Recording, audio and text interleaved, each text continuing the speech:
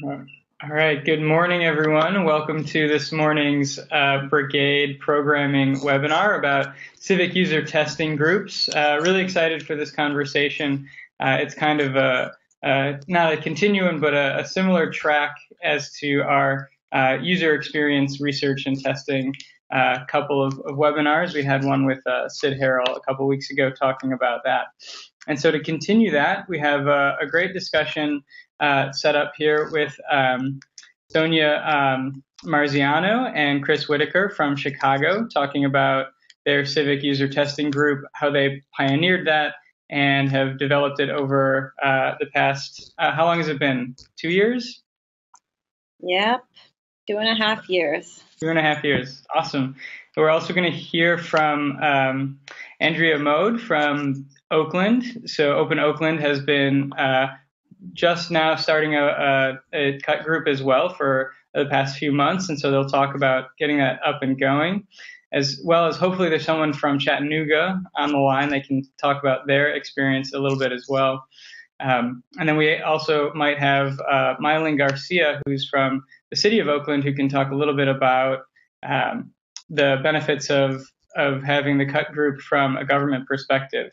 So we'll start off, have about 15-minute discussion with Chicago and Oakland about their experiences. They'll give a little bit of a presentation.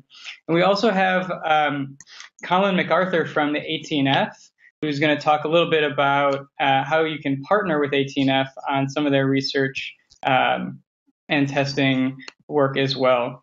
And so we'll have a 15-minute discussion and presentation. Then we'll get into a discussion about building a pipeline for user testers, so to make sure that you're actually representing the community that you live in and that everyone is equally represented. And then building a pipeline for devs who are really willing to proctor and submit apps for civic user testing. And so with that, I'm going to kick it off and give it to Sonia and Chris to start talking about the Smart Chicago. So thank you, everyone, for taking time out of your day and joining us to discuss Civic User Testing Group. Like I said, this is one of my favorite topics. I can go on and on about this. So I'm looking forward to the discussion parts later, but I just kind of wanted to do a quick overview of the cut group and what we're doing here in Chicago and some of the things about how we started the cut group and our methodology. And as Christopher put in the comments, the cut group book is the most comprehensive look at how we do things, and I'm going to just touch on some of those items today. So very briefly, Smart Chicago Collaborative is a civic organization devoted to improving lives in Chicago through technology. We work on increasing access to the internet, improving digital skills. So once you have access to the internet, you learn how to better use it, and then to develop meaningful products from data. And the cut group is a really central program for Smart Chicago because it cuts across these areas. Access in terms of we're going out into the community, we're doing user testing at public computer centers, at libraries, in very accessible locations at these connectivity points of the community. We focus a lot on on-ramps. We talk a lot about on-ramps at Smart Chicago, and we see Cut Group as an opportunity for people of all different types of digital skills to be able to join and participate no matter what their skill level is. And then data in terms of we're helping and improving existing websites and apps through our cut group. Yes. So since you're all here today, you probably know the premise of the cut group, but the cut group is a set of residents in Chicago and all of Cook County now who get paid to test civic apps. We have over 950 residents signed up. In Chicago, we've been able to reach residents from all over the city, so all 50 wards, all 77 community areas. And you receive a $5 gift card for signing up, and then you get a $20 gift card for every test that you do once you're chosen for a test. So all of Cook County is actually a pretty new thing for us. We just started reaching out to the rest of Cook County. This is a map of Cook County, so you can see how big of a range that is now for us. The reason why we decided to expand cut group is that we started to get more tests that related to Cook County residents. We recently did and are continuing to help Cook County do wireframe testing for their new government website. And so that showed a need for reaching out to suburban residents as well. And so we started to think about, okay, we need to expand to Cook County. We need to bring in more residents. How are we going to do that? And so right now at Smart Chicago, we're thinking a lot about how do we reach these people, but also where are we going to do testing? How is this going to look differently from the testing that we do in Chicago? And so these are going to be a lot of questions that we're facing and are similar to questions that you'll have to ask yourself when starting a cut group.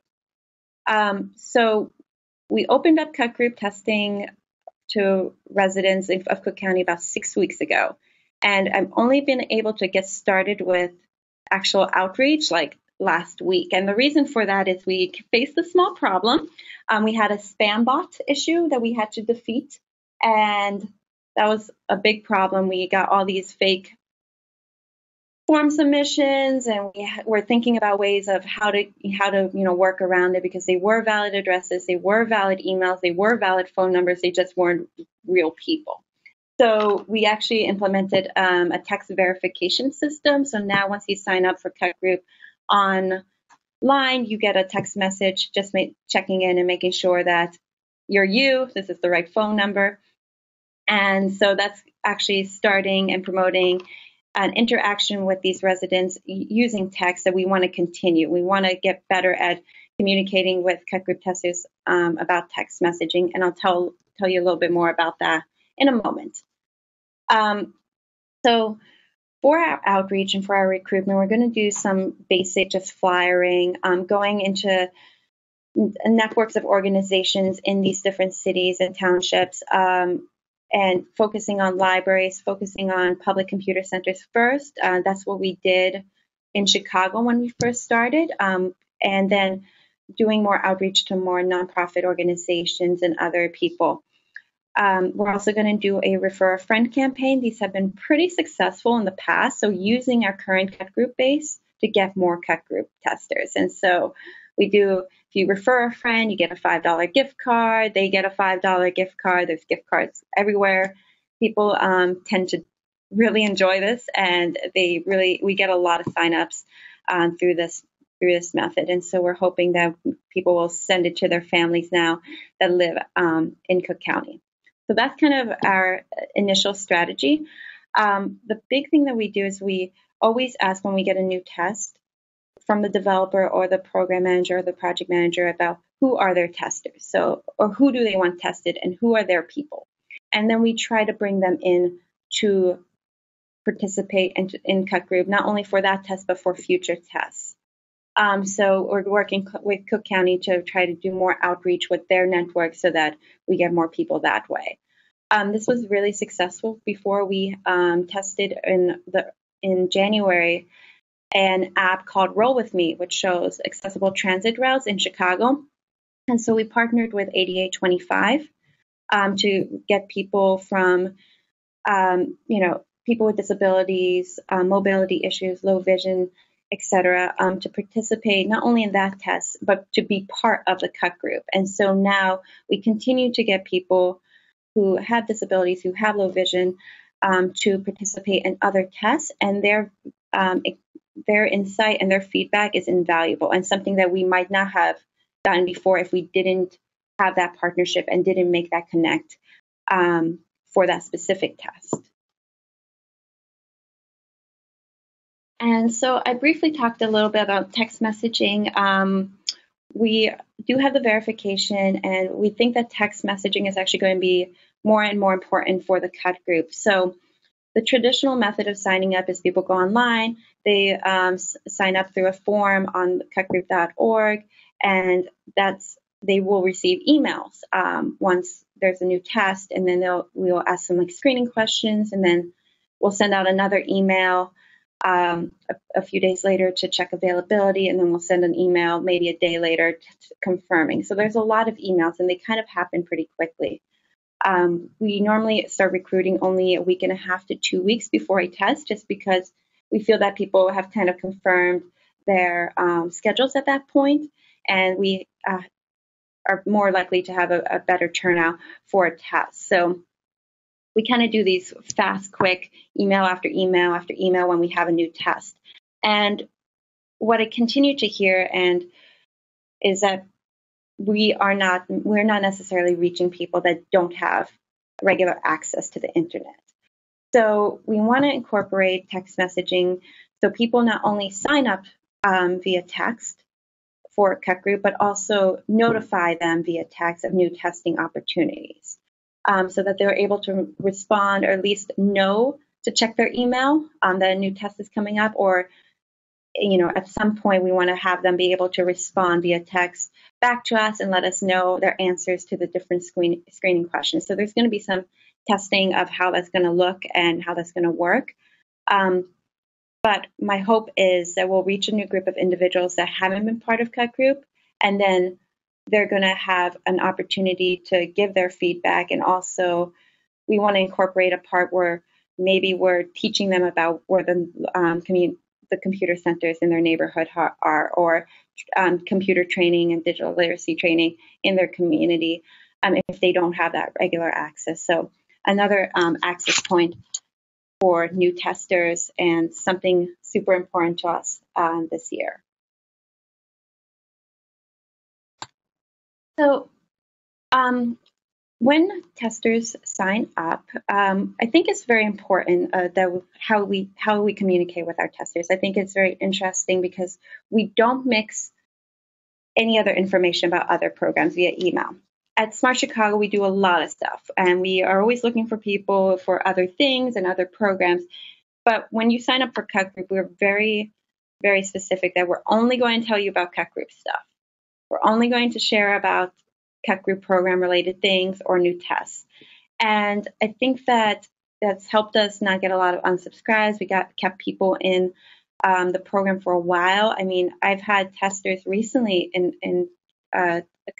like a week ago, we had testers that signed up when we first began Cut Group, never did a test, and just did their first test. So they've been with us, they just haven't really participated. Maybe the timing didn't work, maybe the location didn't work, maybe they were busy, but we don't bother them with other things. We also keep really open communication with testers. So we tell them what's going on if they're not selected. I just had to tell a bunch of people that I didn't select them because they just did a test and we needed new testers. And I just told them flat out that that's why they weren't picked. And I told them what we were testing. I told them when the next test was going to be. And I'm always happy to see how often testers are willing to communicate with us about things that are happening. So if they're late for a test, I get calls, emails saying, oh, I had to pick up my daughter, I'm running, late, or I can't make it, please let me know about the next one. So there's a really good back and forth, and I think that was very important. This, I guess, delineation of Cut Group people only receive Cut Group information was very important at the start of Cut Group and has led to it to be a very successful program. Sonia, I'm going to bubble up a question from Brian. How many testers do you get per iteration typically?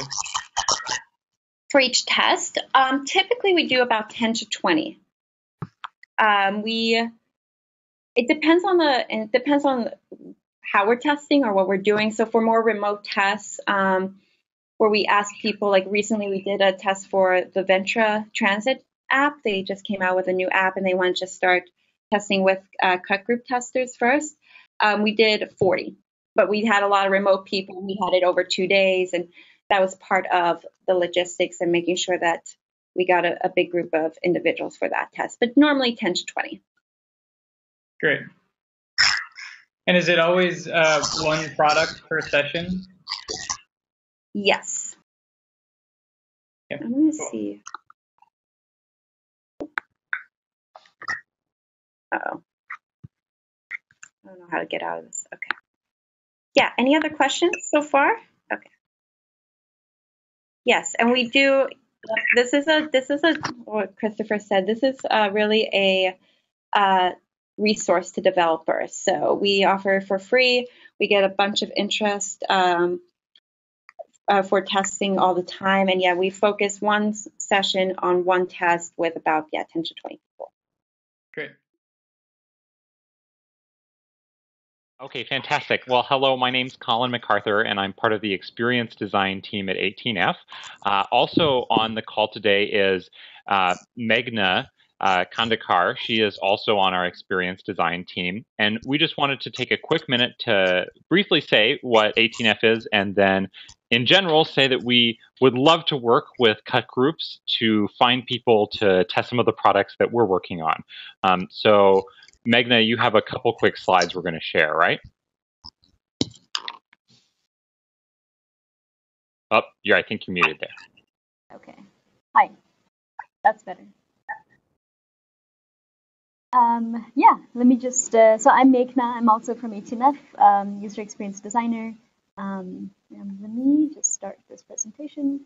So yeah, 18F is a digital consultancy for the U.S. government. Inside the U.S. government, we work with federal agencies to deploy tools and online services that are reusable, cut costs, and are easier for people and businesses to use. We really care about user-centered design and iterative programming. We are currently working with more than a dozen different teams across the federal government to help each of them deliver their own agency's mission in a very user-centered way, which is very new for the federal government to experience. And we're also the team behind uscis.gov, myra.gov, and others. A lot of our work currently is internal facing, including procurement projects, and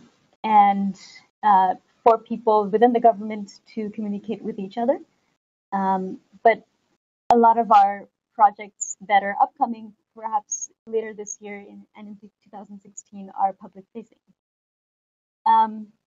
So the way that we usually do user research is through the agencies, finding users and customers within the agency. Agencies help us basically to find users, and we're using our own personal networks to reach out to folks that are not close to our networks. But we are having trouble reaching the widest extent that we can, and that we hope to really get the true feedback that we need from everywhere in the US. And that's why we're coming to you on this call. Colin, you want to take it from here? Absolutely. So as Meghna was alluding to, we need your help. We generally are able to test with two kinds of people, folks who are inside government and folks who already know a lot about tech. And obviously that's not ideal for building services that touch the lives of millions and millions of everyday Americans. And so we'd love to work with your cut group, either established or as you're spinning it up, to do that. We'd love to work with you to find users or cooperatively do research. If you could go to the next slide, Meghna.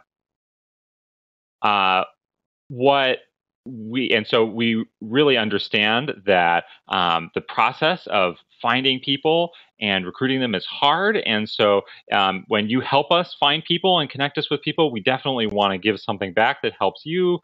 This could include the results from research that you aided, recognitions in announcements about the projects that we're launching. We may be able to even offer some training sessions on particular kinds of user research from our staff experts. The exact arrangements will vary by project, and we'll establish them clearly at the end of the project. But what we're saying overall here is we'd love your help, and we'd also love to give back to your group in these ways. So if you are interested, please send us an email. My name's Colin MacArthur, and my email address is there on screen, and Meghna is also on our team, and her email address is there too.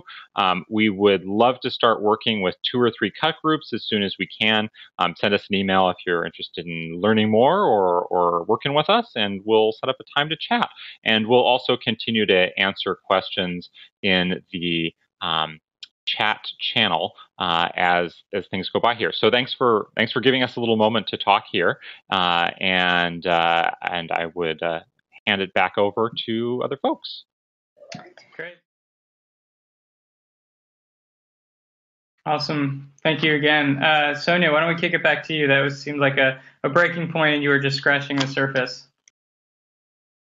No. I was just actually going to add to that. I think that the fact that 18F is looking for cut group testing is really important, because initially we got cut group testers. That was the easy part. It was actually getting developers to want to do user testing. That was the hard point. And we do UX testing a little differently. We still, incorporate traditional UX methods. However, we stray from UX testing in one very key way, and that's the fact that we involve the developer, we involve program managers very closely in the process. So people are always surprised when I say, okay, so how are you going to participate in the test when the test comes in? They're like, oh, I thought I was going to sit in another room and watch a recording.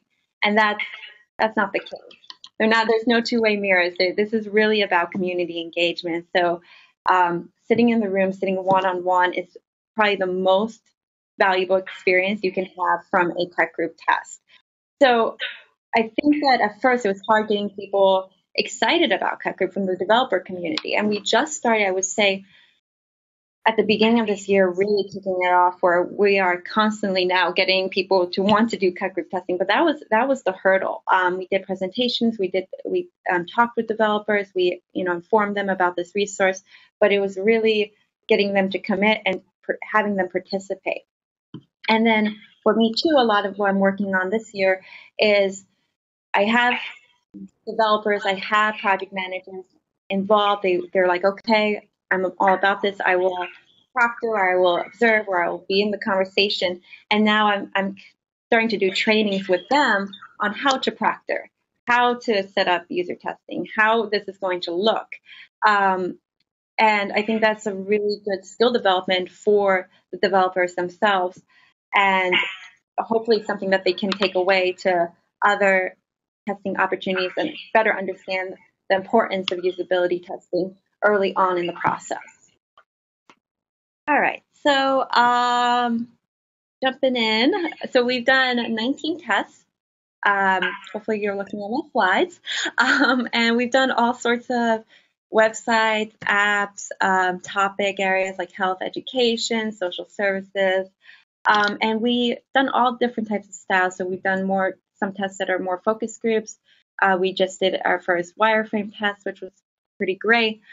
We do a lot of one-on-one proctor tests, and we've done a couple remote testing. And the remote testing is normally what we think of as like we have people download an app, we have people use a website on their own, and then after that, we have them come in and kind of talk about their experiences that they've had. 1 second. I'm sorry. Hold on one moment.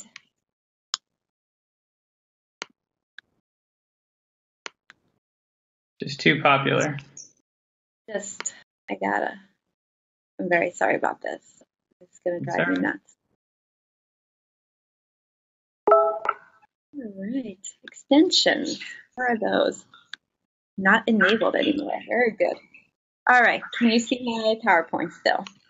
Probably saw a lot of other things too.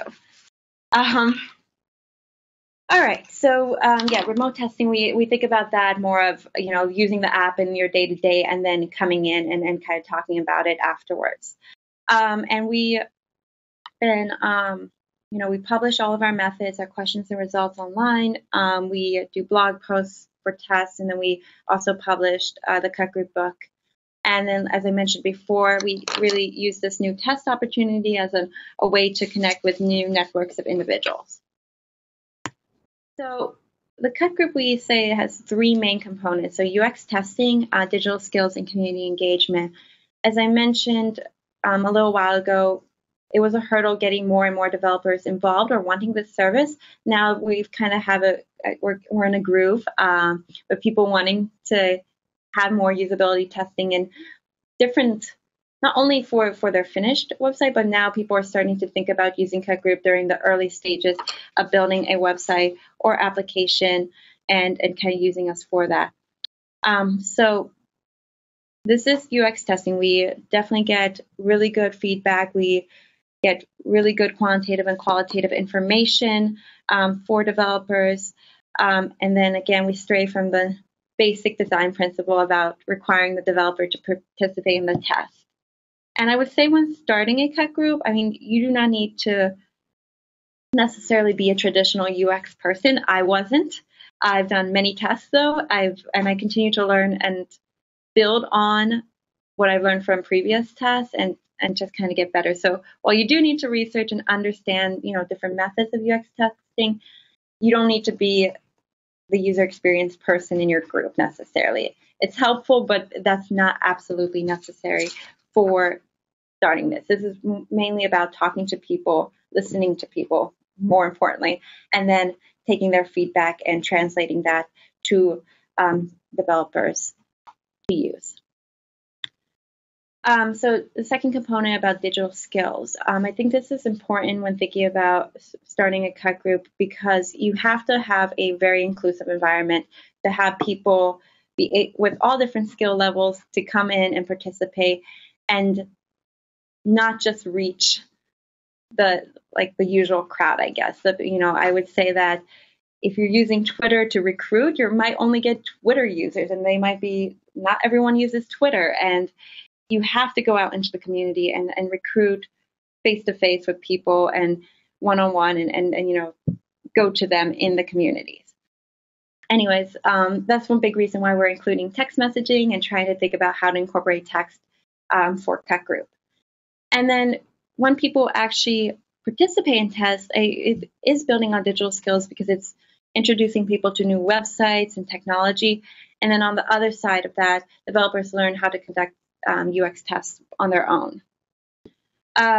For equipment, when we have like a little suite of equipment that we take with us to every test, we have laptops and all sorts of things. But for most of the tests, we actually invite testers to bring their own device, to bring their phones, to bring their tablets, to bring whatever they normally use on a regular basis. And watch them interact with the technology on something that they're familiar with and feel comfortable using.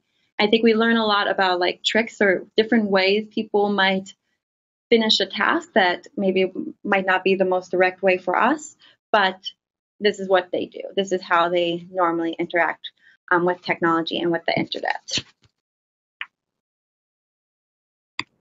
And then the last piece is community engagement. So these two maps, I think, say a lot about our cut group tests. So the orange dots are where our test locations are, and this is where testers are coming from. And this is something we always see test after test. We do have some test opportunities which are more specific, where we're looking at a neighborhood or we're looking at a certain area of the city of Chicago. But what this demonstrates is that testers are willing to go outside of their neighborhoods and their communities to do user testing. And for Chicago, that's a big deal. I'm sure for other cities as well, that's a huge deal.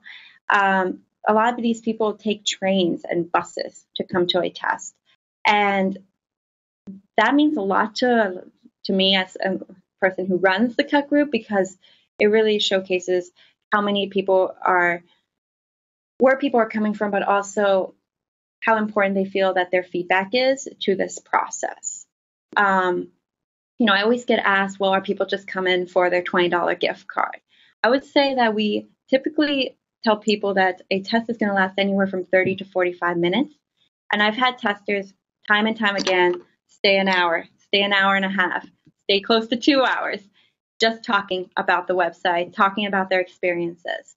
And I think that when thinking about starting a cut group, how to get people from different neighborhoods, I think it's all about environment. I like to do tests in libraries. I think that no matter what neighborhood you come from, you know what a library looks like. You know what to expect when walking into one. You know that there's meeting rooms, there's books, there's a front desk. I think that helps a lot. I think people feel comfortable going somewhere if they know, okay, this is what I'm expecting. This is what it's going to look like when I get there. And, Chicago has a really great library system with a library in every community area. So we take advantage of that, and we try to travel to different neighborhoods for different tasks. So I don't know if I should keep going, Garrett, or if there's questions. Oh, you're muted. Thank you. Let me try and kick it back to see if Andrea or Maya Ling are able to jump in. But I think really great points about just making sure it's a comfortable space and a comfortable environment. Very, very important for making people feel welcome.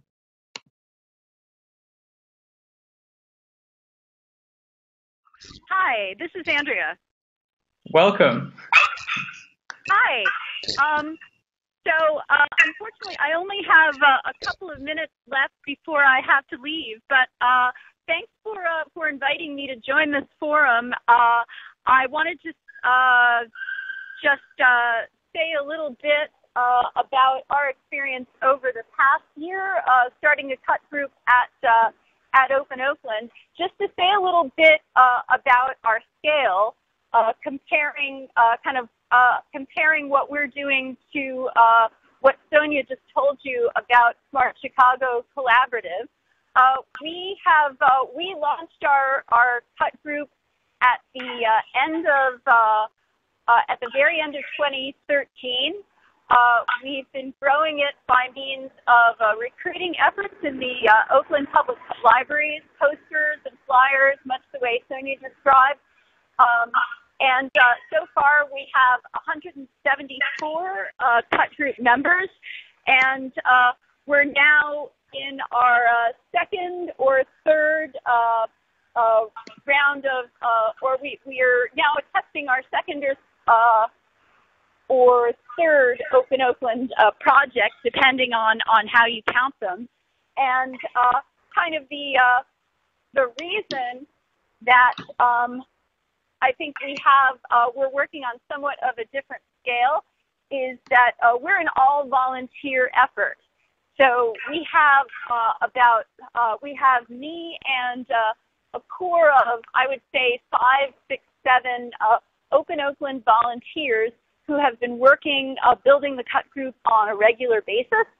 And we are developing kind of our outreach to our Open Oakland developers and the Oakland City government, letting them know about this resource and conducting, much as Sonia described, trainings and and outreach around kind of what kind of insights you can expect to get from user testing, and how to be an active member of a team conducting user testing, and kind of the broader issues around what your goals and what the benefits can be of engagement with the community and the testers.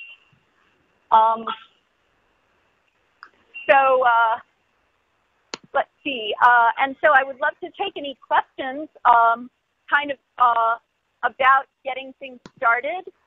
I would say a big learning for me has been that we have to kind of simultaneously build the pipeline of community interest and diverse interest around the community, and kind of build a pipeline of developers and teams who are interested. We find that many of our teams are in very early stages of development, and so we do a lot of engagement around how the insights that come from cut group testing can benefit you in the early stages of our development process. And that's been a very interesting conversation. On the other hand, we've also really enjoyed working with our testers and our community members around figuring out when the best times to run a test are. We've tried a bunch of different ways, what the best scales for testing are. We typically don't have the kinds of spaces that would support the kind of 20 or 40 person kind of test cycles that Smart Chicago Collaborative is doing. So our tests tend to be a bit of a smaller scale.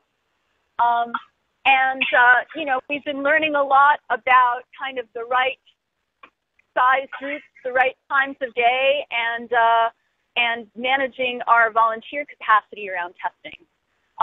So it's been a fantastic learning experience. I think we've had the opportunity to innovate new formats of testing and new formats of training for developers and teams. And I really look forward to continuing with this and to building a community of Brigade, launching hot troops who are interested in sharing best practices. So I'm hoping that that can be an outcome of this workshop. Andrea, thanks so much for sharing those experiences. Those sound like really excellent lessons while being, very respectful of both volunteers' time as well as people in the community.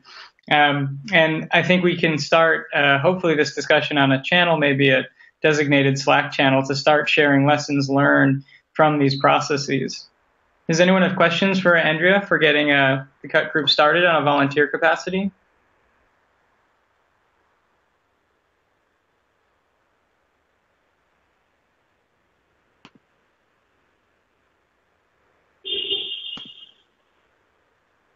Andrea, where do you hold your meetings in Oakland? Well, so far we've held one of our meetings, a larger scale session with 10 users at once, in the public auditorium of the West Oakland Public Library. Mm-hmm. We found that it was a little bit labor intensive to do a test of that scale in terms of gathering enough volunteers to work with all the testers that we had, and also in terms of getting people who would all be able to show up at that location, on a designated day. And so lately we've been experimenting with smaller scale tests designed to be run in the context of our hack nights, and at other times in the evening rather than on a weekend day in Oakland City Hall, with the idea being that we know that is transit accessible. We know that some people are more available on the weekends during the day, while others are available more on weeknight evenings, particularly if you're thinking about a downtown location. And also that small-scale testing supports iteration of our civic hacking project at a very early stage, which, as it happens, several of our Open Oakland team projects are in.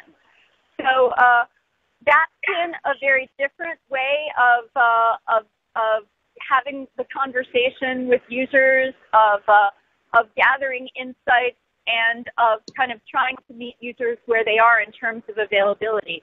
I wouldn't say that one is particularly better than the other, but I'd say that the smaller scale is maybe better suited to the early, more kind of prototyping type stages of software product development, because it can be friendlier and more informal. At the same time, I think we have to take a close look in both cases of, like, as Sonia said, like what participants we are getting and what participants we're not getting by offering, those different kinds of opportunities.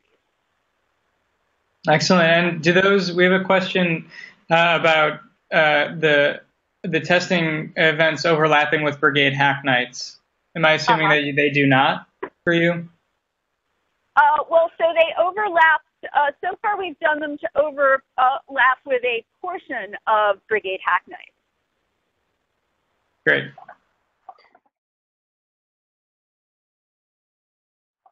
I had a question. So I think Sonia kind of alluded to this and so did Andrea, but like a lot of brigades are talking about maybe they're not ready, like they don't have anything to test yet. Like in terms of like setting up a cut group, like how long or first, like did you guys start with building kind of the pipeline for citizens to test? Even though you maybe didn't have projects yet. And then secondly, how long does that take? Like how long kind of does the setup for cut group, like getting enough testers kind of in your pipeline? How long did that take for both Oakland and Chicago? Sonia, do you want to go first? Sure. So in terms of getting a good group of testers, I wasn't here at the beginning when this first started, so I'll tell you about my experience right now with Cook County, because we want to do another test with Cook County that includes like suburban residents. And so it's really tied into outreach, and how we're dealing with it is as we're doing outreach, we're going to be inviting these testers to do this test specifically. And it's kind of like a special thing, right? So you just signed up. Awesome. We love you. We want you to be part of this. Here's a testing opportunity coming up, like right away. So that's how we're going to bring in people. I would say that, Andrea in Open Oakland has done it with 174. So I think that's really important. What was your second part of that question? I'm sorry. So the first part was just like, if you don't have anything to test, like, should you still start setting up your pipeline for user testers? Because a lot of folks don't really have a project that they feel is like ready to be tested. But my hunch is that you kind of want to start building that pipeline now anyways, because it might take a while to get enough people signed up. Yeah, I think that we did. We started just doing recruitment first. We might not have had like a test in mind. I don't think you need to have a test. I don't think it needs to be planned. I think that this is like, I like to call this like a community. This is a group of people together that it doesn't need to be specific that's already planned or scheduled or set up. Just invite them in, and we incentivize it, right? So you get a $5 gift card for signing up. That's good. And then you'll get, I think the first email was like a month or so after we started recruitment, and we got a good group. And we did a lot of testing for our own stuff, for Smart Chicago websites at first. We needed to make sure that we were practicing these methods ourselves before doing it with other websites and other apps. And we followed very much the same process. We started our recruitment as cut group members ahead of having things specifically to test. Although I should say that when we began work on cut group, we had at the back of our mind kind of 3 or 4 different Open Oakland projects that we thought would be good candidates for testing. On the other hand, I definitely feel that issue you raised around kind of wanting to kind of activate and engage the members of your cut group, fairly shortly after recruiting them. And I think that we haven't been able to do that in Oakland at the scale we've ideally wanted, because we have these projects at the fairly early stages, and we've had kind of a lot of mentoring and discussion to do, kind of around getting ready for testing and having developer teams set aside time to participate in the testing process. And so it's been surprising that building a pipeline on the developer side has been kind of a little bit more of a bottleneck than actually gathering users. On the other hand, I've been very gratified by how understanding and supportive everyone has been, and I kind of expected to hear a lot more complaints from cut group members, you never call us. But actually, it seems like people have been quite receptive and welcoming every time that we've contacted them, and I think that our communication with them can only get better as we kind of become more confident in our pipeline. Yeah, and I think too, Two things. I think that when you have this group of people, it's a very powerful thing to be connected with a group of people. And I think that once you have those people, more developers and other individuals are going to be interested in doing tech group testing with you because you have access to these individuals, which is something not everyone has. People don't have a group of people that they can contact and ask about usability testing. So I think that in itself is powerful and will lead to having more projects being tested. And the second thing is, I mean, we had points in our time where we weren't in communication on a regular basis. There weren't many tests, and we just apologized about that. And we just were clear about it, that in the next maybe 3 months, we were going to do 2 tests or 3 tests. And in every email, I tell them when they should expect to hear from me. Like, we're going to have something you were not selected. I'm going to email you in about 3 weeks about something else, about another test. Sorry you weren't selected, or even if they were selected, just giving them a sense of like, we're thinking about them, things are happening, things are rolling. Excellent. I'd also, on the community outreach side, I'd like to surface a question or conversation that's happening in the chat that Chris is bringing up, saying that when they first started the cut group in Chicago, it was a lot of people that mirrored those who were in the brigade, and because the outreach was being done on Twitter and blogs and people who are already on the web a lot. And so they ended up hiring a team to go out on the ground to kind of do a lot of outreach, kind of more natively, to make sure that everyone from every ward is represented in the cut group. And so people went to churches, barbershops, community centers, parks, and passed out flyers, and really engaged people in that way. So even in a volunteer capacity, just dedicating part of the team to kind of go out into the community. And this also brings up a question that Maya Ling had from Open Oakland, maybe more towards Chicago, as to the diversity of the teams that are actually administering the tests as well. And is that something that you make intentional decisions about? So either to Chris or Sonia. Yeah, I think that's a really good point. I think that we tend to have, we don't have a very big like proctoring team just now. This is something that I want to actually build. I want to pay people to be proctors and train them to be proctors, and on a regular basis, get these opportunities and have them like build up the technology community in that way, so that there's more community people learning about proctoring, about usability testing. And I do want to focus a lot on Spanish-speaking tests and Spanish-speaking proctors as part of that. So I'm thinking about that. I haven't in the past been intentional on who the proctors look like, although I would say that we tend to get a pretty good mix of diversity when even without doing that intentionally. But it's a really good point, and I need to think about that more. Great.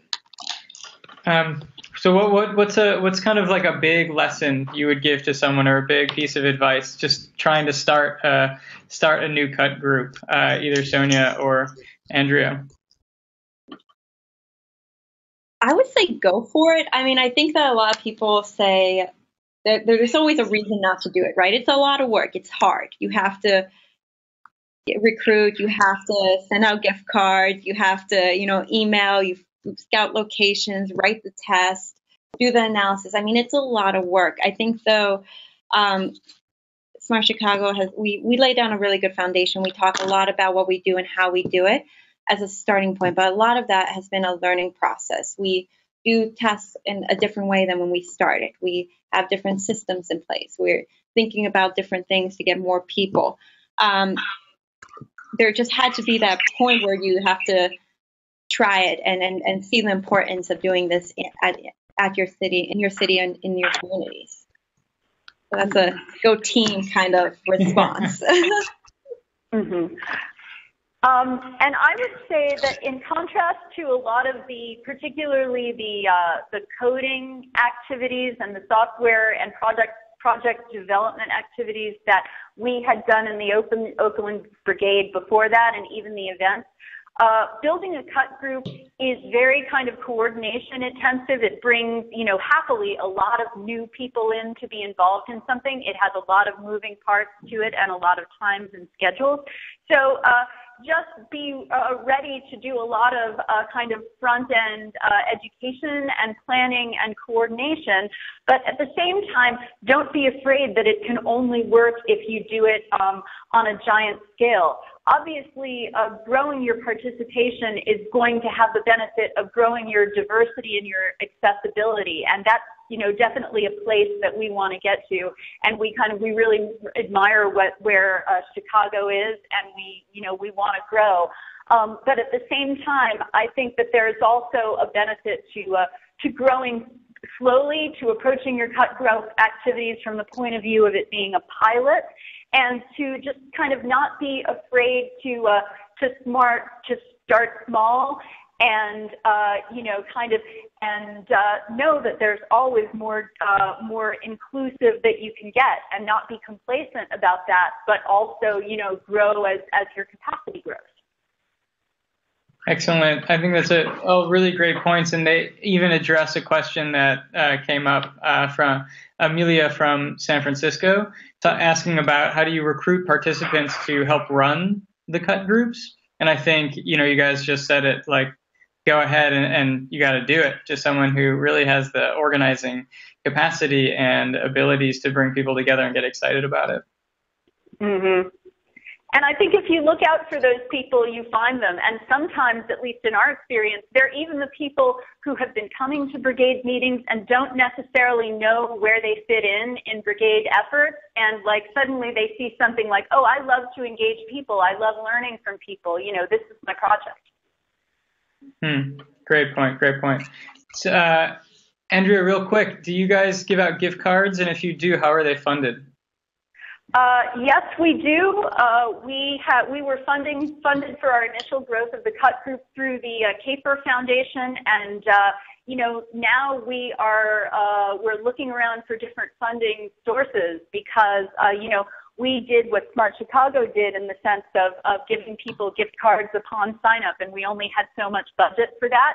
And then we also provide the gift card incentives for test participants, and because our tests so far have been somewhat low volume, that's been less of a constraint. But, it is definitely, something that has to be sustainable in terms of funding. And, when you think about your goals in terms of the size of the cut group you're initially going to recruit, that's, something you definitely have to pay attention to. Great points. Well, I think, kind of in wrapping this up, it's really important. We have one more question about low fee gift cards, and to get kind of could you get local businesses engaged as well? And have either of you done that? Our initial plan was to use a gift card that was specific to Oakland businesses, and unfortunately, the company that provided that stopped providing the service shortly after we started. And so we've been using a provider called Gift Rocket, which is pretty low fee. There were some issues getting started, and I'd be happy to kind of go into greater detail on that. Kind of with anybody who, outside this forum, for anybody who has a question about it. I think Sonia has been kind of down a lot more options than I have, and is probably an expert in this area. So I'll just jump in really briefly. I added the link to my gift card analysis I did in the past, because this is a big thing. I mean, it's expensive to buy gift cards, and for us at Smart Chicago, we were really intentional about giving physical gift cards. The reason for that was we thought that not everyone might know how to use Amazon. Not everyone shops online or uses those types of services. We really wanted to give a physical card that anyone could go to a convenience store and buy what they were looking for. So we thought about the online gift cards because they're better. They don't have any fees. They're probably easier to administrate. But no, we went with physical, and the blog post that I shared has a lot of information about the cost. So for every $5 gift card, you're spending about $7 per card. So, and it's just the price that we pay, but I think it's important for us to make sure that we are giving cards that all types of residents can use. Awesome. Well, I'm going to wrap up because we're a little over time here. Just want to respect everyone's few moments. But, I think a good lessons are making sure that everyone is comfortable, both the people starting these groups, making sure they're at the right scale and right comfort level for the projects and capacity, as well as, most importantly, making sure everyone is comfortable and feels kind of safe in the environment that you host for this testing. So thanks again, Sonia and Andrea, for sharing experiences from Smart Chicago and Open Oakland, as well as our friends from AT&F. And hopefully we can get in touch with them as well. So I think a great next step would be to start a Slack channel specifically devoted to cut groups and hopefully get a lot of these lessons shared out to different folks. So you'll see that in the near future. And we'll make sure that all the resources and presentations shown today and talked about today are on the same link for the forum. So with that, thanks everyone for a wonderful discussion on getting cut groups up and running. Much appreciated.